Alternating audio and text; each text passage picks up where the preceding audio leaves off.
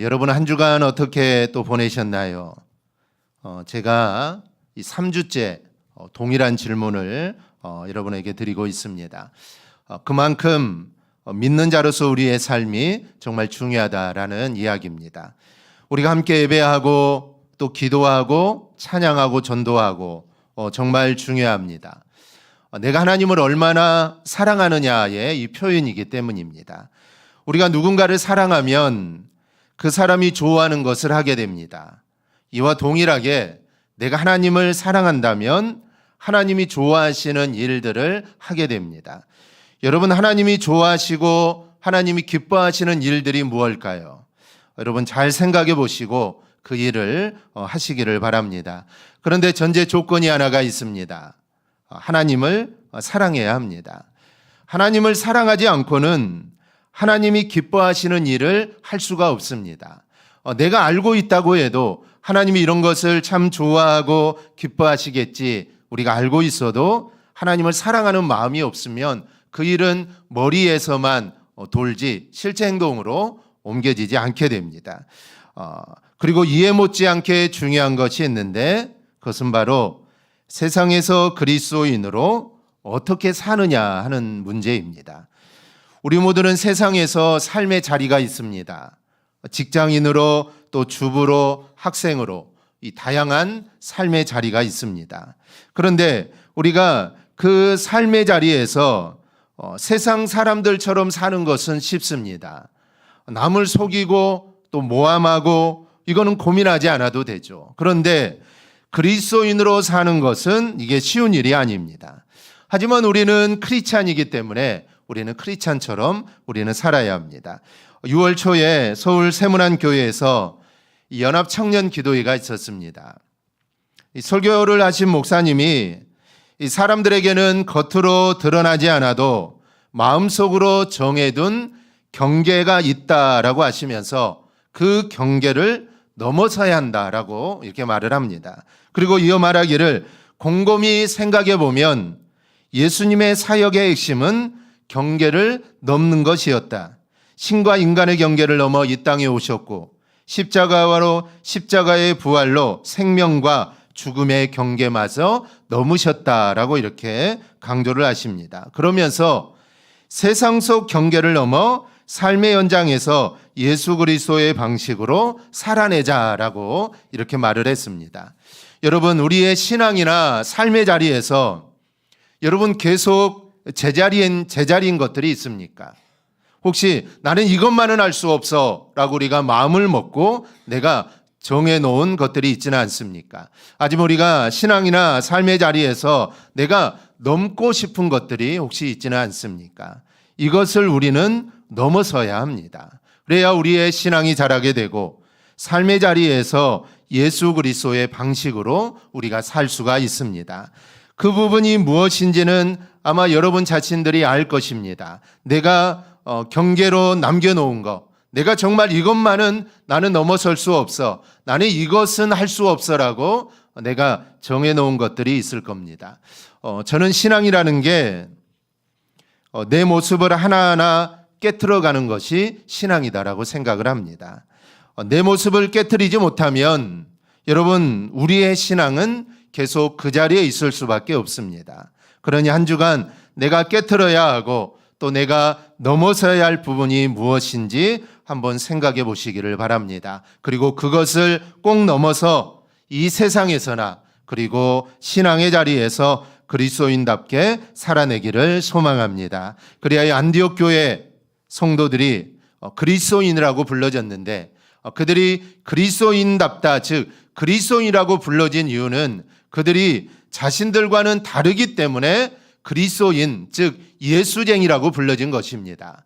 그들이 자신들과 똑같다면 그리스도인이라고 부르지 않았겠죠. 그런데 그들의 삶을 들여다보니 그들은 자신들과 달랐던 것입니다. 자신의 삶의 모습과 너무나도 달랐다는 것이죠. 그래서 안디옥 지역의 사람들이 안디옥 교회 성도들을 그리스도인, 즉 우리와 다른 예수 믿는 사람들이다, 나쁘게 말하면 예수쟁이라고 이렇게 불러줬던 것입니다. 그래서 우리가 세상에서나 또 우리의 삶의 자리에서 또 신앙의 자리에서 우리 또한 이 그리스도인답다라는 이런 말을 들으며 꼭 살아갈 수 있기를 바랍니다. 그리고 삶이나 신앙의 자리에서 내가 넘어서 예수의 방식으로 살아낸 모습들이 있다면 저한테 귀뜸해 주시기를 바랍니다. 미국에서 가장 삼음하기로 유명한 이 플로리다주 데이토나 비치의 교도소에 수감된 톤 나이톤이란 여성은 무려 전과 50범이었습니다. 수감된 방 안에는 침대 하나와 이 성경만 놓여 있었고 그녀는 인생에 아무런 희망도 또 소망도 찾을 수 없었습니다. 그러다가 그는 물끄러미 성경을 바라보게 됩니다. 한참을 바라보니 범죄자가 되기 전 하나님을 찾으러 교회를 다녔던 그러지만 잘못된 길로 빠졌던 그 과거가 생각이 나게 됩니다. 잠시 후 톤은 성경을 붙들고 무릎을 꿇습니다. 하나님, 정말 살아계시고 저를 자유하게 만드실 수 있다면, 정말로 저를 자유하게 만들어 주신다면 얼마 안 남은 삶 동안 제 삶에 임하신 하나님을 세상에 전하며 살겠습니다.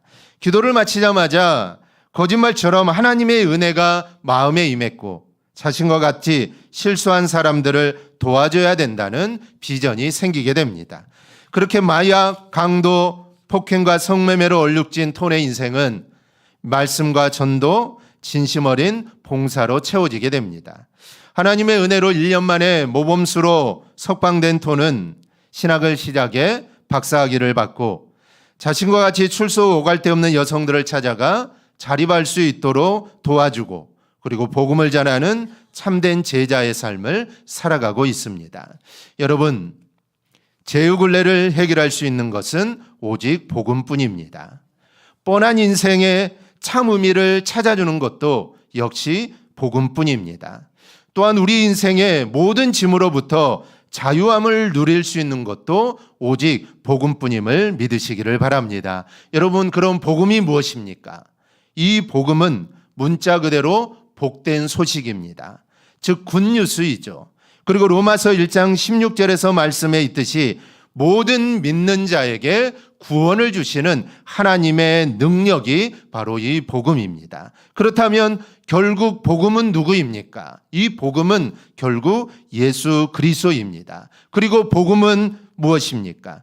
주님만이 우리가 지고 있는 모든 짐에서부터 자유롭게 하실 수 있는 분임을 바로 믿는 것, 이게 바로 복음입니다. 그래서 오늘 본문을 보면 이 44절에서 우리 주님은 죽은 나사로를 살려내시고 이렇게 말씀합니다. 죽은 자가 수족을 배로 동인 채로 나오는데 그 얼굴은 수건에 쌓였더라. 예수께서 이르시되 풀어놓아 다니게 하라 하시니라. 즉 풀어놓아 다니게 하라는 것입니다. 오늘 본문의 배경은 이렇습니다. 예루살렘 동쪽 4km 지점에 위치하고 있는 이 베다니에는 예수님과 특별한 친분 관계를 맺고 있는 집이 있습니다. 바로 마르다와 마리아와 나사로의 남매가 살고 있는 집입니다. 남을 대접하기를 즐겨했던 마르다, 그리고 예수님께 향유를 붓고 자신의 머리털로 예수님의 발을 씻는 헌신을 보였던 이 마리아의 집안입니다. 그 외에도 여러 가지 이유로 인해 예수님은 그 집이 편하셨던지 그 지역을 지나갈 때마다 이 마리아의 집을 방문을 합니다. 그러던 어느 날 예수님이 요단강 동편, 지금의 요르단 쪽으로 전도 여행을 가셨는데 그만 나사로가 병들어 죽게 됩니다.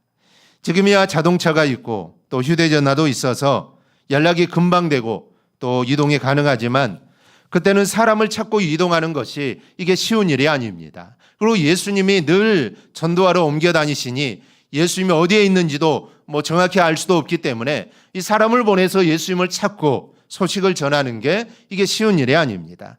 이제 나사로가 죽게 되자 마르다는 사람을 지켜 예수님을 찾아 나사로가 병들어 죽게 되었음을 알립니다. 그러자 예수님은 요한복음 11장 4절에서 이렇게 말씀을 하십니다. 우리 한 음성으로 함께 보겠습니다.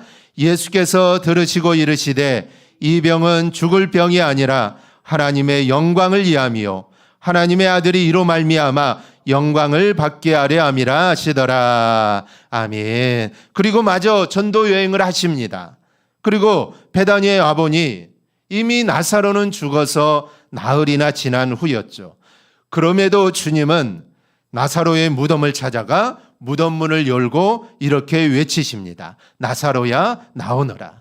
그러자 죽은 나흘이나 지난 나사로가 일어납니다. 그러자 주님이 하신 말씀이 풀어놓아 다니게 하라라는 말씀입니다. 이 풀어놓으라는 말은 1차적으로 시신을 감쌌던 수건과 배를 풀라라는 것입니다. 그러나 이것은 거기에서 그치는 것이 아니라 인생의 짐을 지고 살아가는 모든 사람들에게 하시는 말씀입니다.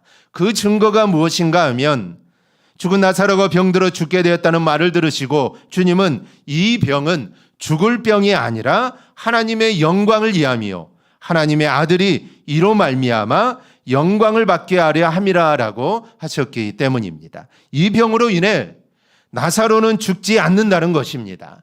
혹시 죽는다 하더라도 다시 살려낸다는 것이죠. 그리고 그로 인하여 하나님의 아들 예수님이 영광을 받게 된다라는 사실입니다. 주님은 우리가 무언가에 매여 있든지 아니면 어떤가에 매여 있든지 풀어놓아 다니게 하시기를 원하시는 분입니다. 우리가 무엇에 매여 있는 사람이 아니라 우리가 정말 자유로운, 즉 자유로운 삶을 살기를 원하시는 분이 바로 우리 주님이십니다. 그러면 주님은 우리를 무엇에서부터 풀어놓아 다니게 하시는 분입니까? 먼저는 주님은 저주와 멸망에서 풀어놓아 다니게 하시는 분입니다. 아담과 하와가 하나님 말씀을 어기고 이 선악과를 따먹은 이후 사람과 땅에 이 저주가 임했습니다. 아담은 이제 평생 땀을 흘려 노동을 해야 하고 하와는 해산의 고통이 임하게 됩니다. 그리고 땅도 저주를 받게 됩니다. 그리고 더 심각한 것은 죄에 대한 책임으로 사람에게 죽음이 임하게 됩니다. 이것을 로마서를 보면 죄의 삭은 사망이다라고 말을 합니다. 여기서 이 싹으로 번역된 옵소니아는 자기 몸의 수고와 이마의 땀으로 번 보수를 의미합니다. 즉 사망이라는 것은 그냥 가만히 있다가 우리에게 주어진 게 아닙니다.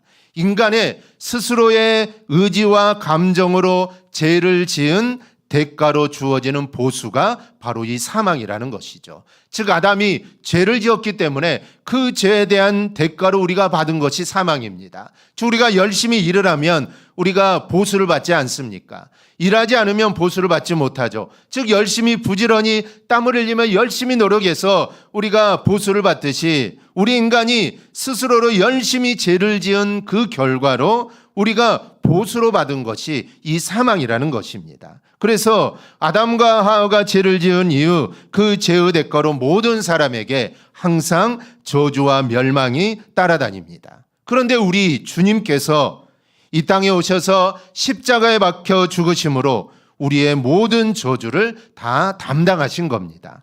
그리고 이렇게 말씀합니다. 하나님이 세상을 이처럼 사랑하사 독생자를 주셨으니 이는 그를 믿는 자마다 멸망하지 않고 영생을 얻게 하려 하심이라. 아멘. 이제 예수님을 믿는 사람은 그 죄의 저주와 멸망에서 풀려나게 됩니다.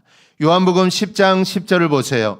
도둑이 오는 것은 도둑질하고 죽이고 멸망시키려는 것뿐이요 내가 온 것은 양으로 생명을 얻게 하고 더 풍성히 얻게 하려는 것이라. 아멘. 여기에 도둑은 마귀를 의미합니다. 또 죄를 말하죠. 마귀와 죄는 우리를 죽이는 것들입니다. 그러나 우리 주님은 우리에게 그 저주와 멸망에서 벗어나 생명을 얻고 풍성한 은혜를 주시기를 원하신다는 겁니다. 그래서 주님은 질병을 해서 저주로 인해 죽은 나사로를 살려내신 겁니다. 그리고 풀어놓아 이제 다니게 하라는 것이죠. 나사로에게 이렇게 말씀하신 주님은 우리에게도 동일하게 말씀하십니다.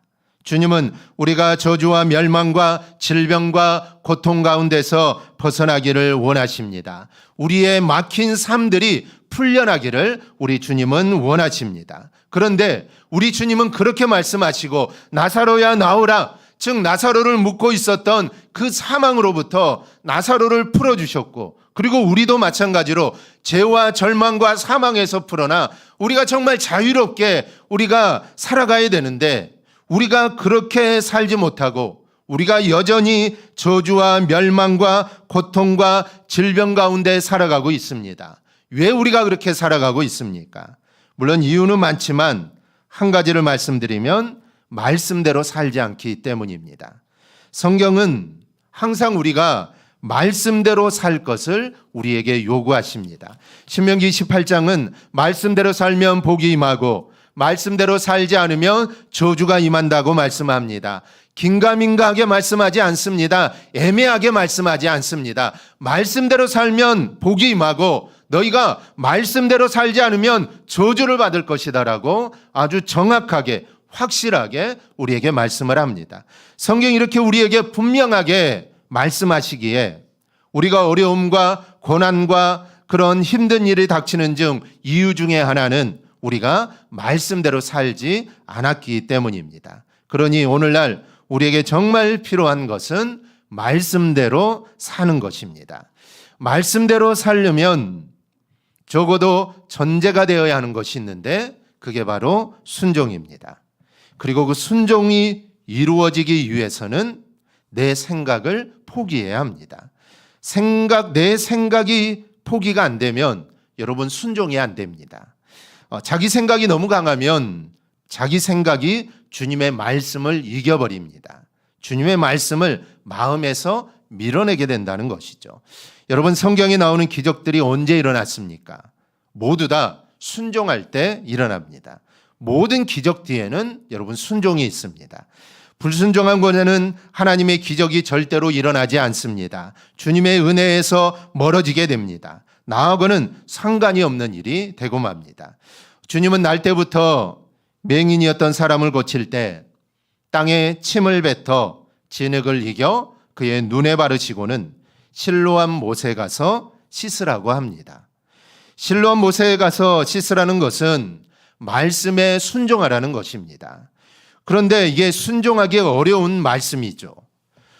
눈을 물로 씻는다고 해서 눈이 떠지는 것은 아닙니다. 그러니 이게 씻는다고 될까 안 될까 당연히 의심이 생길 수밖에 없죠. 그런데 자기의 생각과 주님의 말씀, 이 둘 중에 무엇이 강하느냐에 따라 순종할 수 있고 불순종할 수 있는 것입니다. 만약에 이 순간에 이 나면서부터 맹인이었던 사람이 자기의 생각이 주님의 말씀보다 더 강했다면 그는 실로암으로 가지 않고 자기 집으로 갔을 겁니다. 그리고 눈에 있는 그 더러운 진흙을 씻어냈겠죠. 하지만 그 순간에 자신의 생각보다 주님의 말씀이 우선이었기 때문에 그는 실로암에 가서 눈을 씻게 되고 그리고 그는 눈을 뜨는 기적을 체험하게 됩니다. 이 같은 일들은 성경에 무수히 많습니다. 나만의 순종도 그렇고 성경의 기적을 체험했던 모든 이들의 그 삶에서는 항상 순종이 있었습니다. 그런데 그 순종은 쉬운 일이 아니라는 것이죠. 자신의 생각을 죽이지 않으면 절대로 순종할 수 없는 일들입니다. 그런데 결국 자신의 생각보다 주님의 말씀에 앞서서 순종했을 때 그런 놀라운 일들을 경험하게 되었다는 겁니다. 그렇다면 이런 갈림길에 놓일 때 우리는 어떻게 해야 할까요? 여러분, 내 생각을 포기하고 말씀에 순종하기를 축복합니다. 그 길이 바로 내가 사는 길이고 하나님의 은혜를 체험하는 길입니다. 여러분, 이 시간 자신의 모습을 한번 들여다보시기 바랍니다. 내가 말씀 앞에서 내가 포기하지 않는 나의 생각들은 없습니까? 그리고 순종이 되지 않는 일들은 혹시 있지 않습니까? 그 부분을 놓고 여러분 기도하십시오. 그러면 하나님이 그런 부분도 포기되게 하시고 순종하게 할 수 있는 길을 우리에게 열어주실 겁니다. 순종할 수 있는 믿음을 반드시 하나님이 나에게 주실 겁니다. 그 순종의 믿음으로 하나님 은혜를 경험하는 삶이 되기를 축복합니다. 둘째로 죽음에서 풀어놓아 다니게 하시는 분입니다. 예수님이 전도여행을 마치고 베다니로 오시자 이미 나사로는 죽은 지 나흘이나 되었습니다. 그럼에도 주님은 나사로의 무덤을 찾아가죠. 아마 사람들은 이렇게 생각했을 겁니다. 아마 분향을 하러 가시나 보다라고 이렇게 생각을 했을 겁니다. 그런데 예수님은 뜻밖의 말을 하시죠. 돌을 옮겨 놓으라라고 합니다. 무덤을 열라는 것이죠. 당시 이스라엘의 많은 무덤은 이 동굴 형태로 되어 있습니다. 그래서 짐승들의 침입을 막기 위해 무덤 입구를 아주 큰 돌로 막아놓죠. 그런데 그 돌을 치우라는 겁니다. 그러자 마르다가 이렇게 말합니다. 주여, 죽은 지가 나흘이 되었음에 벌써 냄새가 나나이다. 죽은 지 나흘이나 되어 이미 시신이 부패되어 있다는 것이죠. 이런 상황인데 왜 무덤을 열려고 하느냐라는 말입니다. 그런데 본문 40절을 보십시오. 내 말이 내가 믿으면 하나님의 영광을 보리라 하지 아니하였느냐. 말씀을 믿으면 하나님의 영광을 본다는 겁니다. 즉 말씀을 믿으면 놀라운 일을 경험하게 된다는 것입니다. 무덤문을 열자 예수님은 하나님을 향해 기도하시고 이렇게 외치십니다. 나사로야 나오너라. 그러자 엄청난 일이 일어나죠. 44절입니다. 죽은 자가 수족을 배로 동인 채로 나오는데 그 얼굴은 수건에 쌓였더라. 예수께서 이르시되 풀어놓아 다니게 하라 하시니라. 아멘. 죽은 자가 일어나 걸어서 나오는 겁니다. 어떻게 이런 일이 가능할까요? 그 이유는 주님은 생명의 주관자이기 때문에 가능합니다. 우리 주님은 죽은 나이성 가부의 아들을 살려내셨습니다. 그리고 이미 이런 일을 행하기 이전에 에스겔서를 통해 죽은 우리를 살려낼 것을 말씀하셨습니다. 마른 뼈는 살아날 수 없습니다. 이미 마른 뼈가 되었다는 것은 이미 수십 년의 세월이 흘렀다는 것이죠. 그런데 그 마른 뼈도 살려내시는 분이 바로 주님이십니다. 즉 그런 우리를 살려내신다라는 것이죠. 주님이 우리에게 행하신 놀라운 기적 중의 으뜸은 죽은 우리를 살려내시는 일입니다.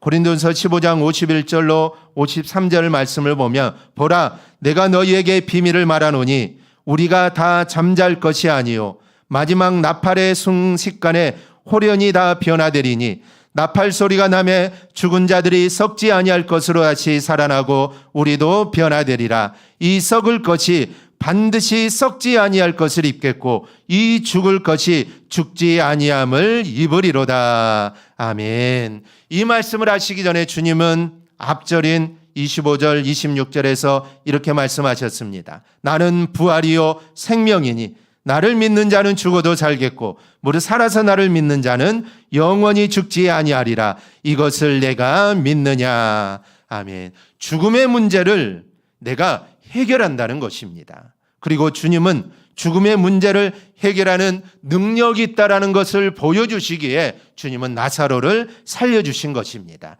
여러분, 우리도 언젠가는 죽습니다.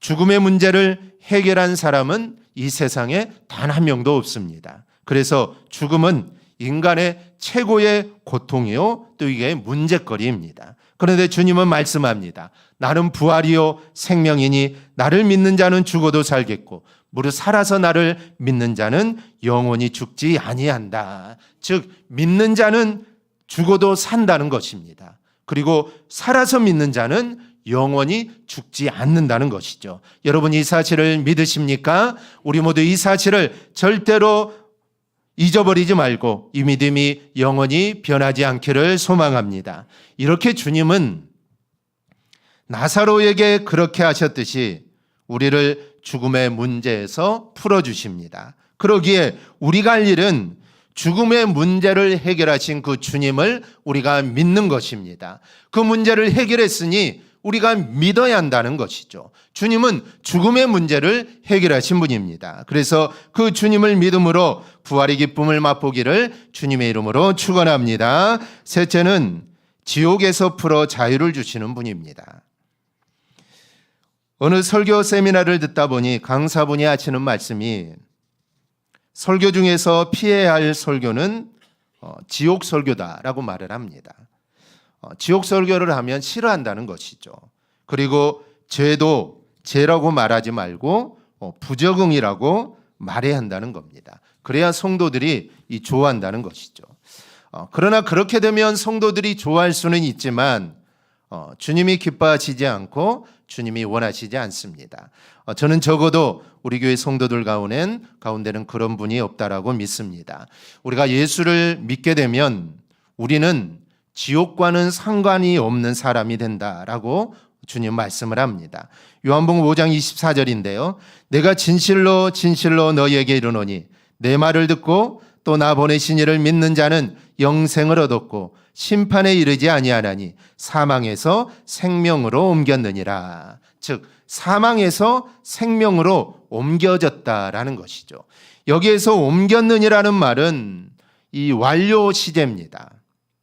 이 완료 시제는 이미 동작이 완료된 것을 의미합니다. 그런데 동작이 완료된 것만 뜻하는 것이 아니라 그 과거에 완료된 동작이 현재까지 계속 지속됨을 의미합니다. 즉 우리가 예수를 믿는 순간 우리는 이미 사망의 권세에서 우리는 벗어나게 되었고 생명으로 옮겨지게 되었는데 이 상태가 지금까지 계속 유지되고 있다라는 뜻입니다. 과거에 일어난 사건이라면 안 되겠죠. 과거에 우리가 사망에서 생명으로 옮겨졌다, 그때만 끝난다면 이거는 안 되는 것입니다. 그러면 또 우리가 사망에서 생명으로 또 옮겨가야 되고 또 내일도 옮겨가야 되고 계속해서 옮겨가야 되는 일이 벌어지는데 이거는 그렇지 않다는 것입니다. 과거에 한 번 이루어진 일이 지금도 계속되고 있고 우리가 죽는 그 순간까지 계속된다는 것입니다. 그래서 내가 예수를 믿는 그 순간 우리는 사망에서 생명으로 옮겨졌다는 것입니다. 그리고 이것이 죽을 때까지 계속된다라는 것이죠. 여러분, 지옥은 어떤 곳일까요? 성경을 보면 지옥은 영원히 불이 타는 곳이다라고 말을 합니다. 그리고 단테의 신곡에 보면은 이 지옥문에 이런 글이 쓰여 있습니다. 이곳으로 들어가는 자여 모든 희망을 버릴지어다. 마지막 희망까지 끊어진 사람들이 들어가는 집이다라고 이렇게 기록되어 있습니다. 지옥은 희망이 없는 곳입니다. 바로 그런 곳이죠. 그런데 주님은 주님을 믿는 우리에게 이런 지옥과는 상관이 없는 사람으로 만들어 주셨습니다. 주님이 우리를 지옥에서 풀어주셨습니다. 지옥의 형벌에서 풀어놓았으니 이제 너희는 평안을 누리며 지옥 걱정하지 말고 살라라는 말씀입니다. 캐나다의 큰빛교회를 담임하시던 이면수 목사님은 18년 동안 150번이나 북한을 방문하면서 북한 동포들에게 이모저모로 이 사랑을 베푸신 분입니다. 하지만 엉뚱한 제명으로 사형 언도를 받고 949일을 독방에서 지내야만 했습니다. 이때 임 목사님은 자유가 얼마나 소중한지 그리고 얼마나 큰 축복인가를 깨달았다고 합니다. 그분이 쓰신 책 내가 누구를 두려워하리오라는 책을 보면 이런 이야기가 나옵니다. 날아가던 새가 한순간에 잡혀 새장에 갇힌 것처럼 저도 감옥에 갇혀 자유를 완전히 빼앗기고 말았습니다. 교화소에서 365일 24시간 중에서 개인적인 시간은 단 1분도 허용되지 않았습니다. 정말 숨막히는 시간의 연속이었습니다. 그러나 1일 단위로 사는 법을 터득하자 교화소 생활을 잘 감당할 수 있었습니다. 40명 정도 되는 보안원들이 24시간 저를 지켰습니다. 그들은 제가 잠자는 동안에도 카메라로 감시했습니다. 어떨 때는 그 자리에서 전혀 움직이지 못하고 그대로 앉아 있어야만 했습니다. 움직이려면 손을 들고 허락을 받아야만 했고 화장실에 가는 것조차 허락 없이는 갈 수가 없었습니다. 한 발자국도 내 마음대로 움직일 수가 없었습니다. 요즘은 몸을 자유롭게 움직일 수 있는 것만 해도 감사합니다. 마음대로 운전하고 다니는 것이 너무나 신기할 정도입니다. 버스를 타고 지하철을 타고 비행기를 타고 다니는 일들이 그저 즐겁기만 합니다. 교화소에 갇히기 이전 자유에 익숙했을 때에는 느끼지 못했던 것들이 이제는 정말 새롭게 느껴집니다. 너무나 소중한 자유에 대하여 감사를 잊고 살았다는 것을 깨달았습니다. 하고 싶은 말을 마음대로 할 수가 있고 무엇이든지 자유롭게 선택할 수 있다는 것은 말로 다 할 수 없는 축복입니다. 여러분, 육신적으로 자유가 없이 살아간다는 것이 여러분 얼마나 이게 불편하겠습니까? 우리는 사망의 죽음의 묶여 있던 자들입니다. 즉 우리는 죽었던 자들입니다. 그런데 우리 스스로 이 사망의 결박을 우리는 풀 수가 없습니다. 우리는 죽음에서 우리는 살아날 수가 없습니다. 지옥에서 우리는 나올 수가 없다는 것이죠. 그러나 우리 주님은 죽은 나사로를 살려 풀어놓아 다니게 하신 것처럼 우리도 저주와 멸망에서, 사망에서, 지옥에서 우리를 풀어주셨습니다. 그리고 주님을 증거하며 기쁘고 즐겁게 살라라고 우리에게 말씀합니다. 그러니 이제 우리 모두 주님이 원하시는 대로 평안을 누리고 또 자유를 누리고 기쁨 가운데 우리가 살아갈 수 있기를 바랍니다. 그리고 그런 삶 속에서 우리가 주님이 원하시는 열매를 맺으며 우리가 살아갈 수 있기를 바랍니다. 우리가 지금 새벽 시간에 이 성령의 9가지 열매에 대해서 우리가 매일매일 하나하나 우리가 살펴보고 있습니다. 주님이 원하시는 이 열매는 아마 이 성령의 9가지 열매일 것입니다. 사랑과 희락과 화평과 오래 참음과 자비와 양성과 충성과 온유와 절제. 아마 우리 주님은 우리의 삶을 통해 이러한 열매를 맺혀 나가기를 원하실 겁니다. 주님이 나사로를 살려주셨습니다. 나사로를 살려주셨는데 나사로가 주님이 자신을 살려주었는데 그냥 자기 마음대로 주님이 원하시는 대로 그냥 기쁘게 무언가를 즐기며 그렇게 살기만을 원하시지는 않았을 겁니다. 물론 그렇게 자유롭게 우리는 살아가야 합니다. 하지만 그것 못지않게 우리는 주님이 원하시는 열매들을 우리는 맺으며 살아가야 합니다. 아마 나사로는 주님이 자신을 살려주신 것을 증거했을 겁니다. 여러분 그렇지 않겠습니까? 죽었다가 살아났는데 가만히 있을 사람이 어디가 있겠습니까? 주님이 나를 살려주었다라고 그는 전했을 겁니다. 그리고 성령의 열매가 그의 삶을 통해 아마 풍성하게 열매를 맺혔을 겁니다. 우리도 동일해야 합니다. 정말 사망에서, 죽음에서, 지옥에서 주님이 우리를 살려주셨습니다. 그러니 우리 모두 주님이 원하시고 기뻐하시는 열매를 맺으며 우리가 살아가기를 바랍니다. 그리하여 하나님의 기쁨이 되는 우리의 삶이 되기를 주님의 이름으로 축원합니다. 아멘. 기도하겠습니다.